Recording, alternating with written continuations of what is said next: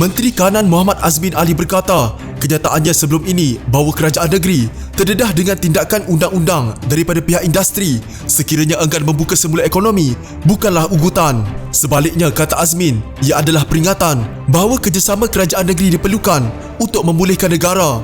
Ini bukan satu ugutan, tapi sebagai suatu peringatan bahawa kerjasama kerajaan persekutuan dan negeri amat penting untuk mengimbangi kesihatan rakyat dan memulihkan negara. Tak ada sesiapa dapat menafikan dua-dua ini. Amat penting untuk kita berikan pertimbangan yang bertanggungjawab, katanya. Azmin yang merupakan Menteri Perdagangan Antarabangsa dan Industri atau MITI berkata demikian dalam rancangan Bual Bicara Astro Awani mengenai topik menghidupkan semula ekonomi.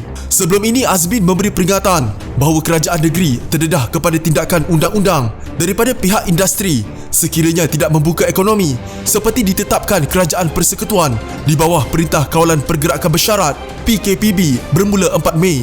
Dilaporkan sebelum ini Pulau Pinang, Selangor, Kedah, Pahang, Kelantan, Negeri Sembilan, Sabah dan Sarawak enggan mematuhi PKPB dengan kebanyakannya membuat keputusan untuk terus mengekalkan PKP 4 yang akan berakhir 12 Mei.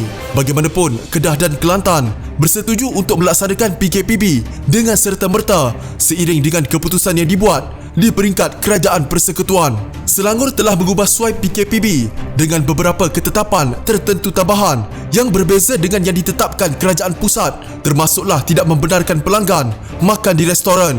Menteri Besarnya Amiruddin Syahri mempertahankan keputusan itu dan menyatakan bahawa Selangor mempunyai kuasa untuk melakukannya. Ketua Menteri Pulau Pinang Chow Kon Yew mendakwa bahawa Putrajaya tidak menyediakan 13 kerajaan negeri masa yang cukup untuk membuat persiapan. Sementara itu, Ketua Menteri Sabah Syafiee Apdal bertegas bahawa negeri itu akan terus melaksanakan PKP sehingga 12 Mei.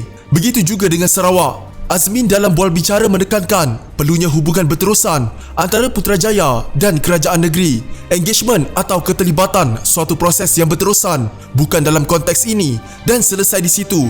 Perdana Menteri telah mengambil satu pendirian yang cukup positif dan berlapang dada dalam banyak mesyuarat Majlis Keselamatan Negara sebelum 28 April yang lalu yang melibatkan menteri-menteri besar, katanya. Ketua Menteri Pulau Pinang membidas Azmin sebagai pemalas kerana menurutnya menteri itu gagal berunding dengan negeri. Saya ingin bertanya kepada Menteri Kanan berkenaan apa yang beliau harapkan apabila sebagai seorang menteri yang bertanggungjawab begitu malas untuk melibatkan semua kerajaan negeri bagi mencapai kata sepakat mengenai pelaksanaan PKPB ini, kata Chow.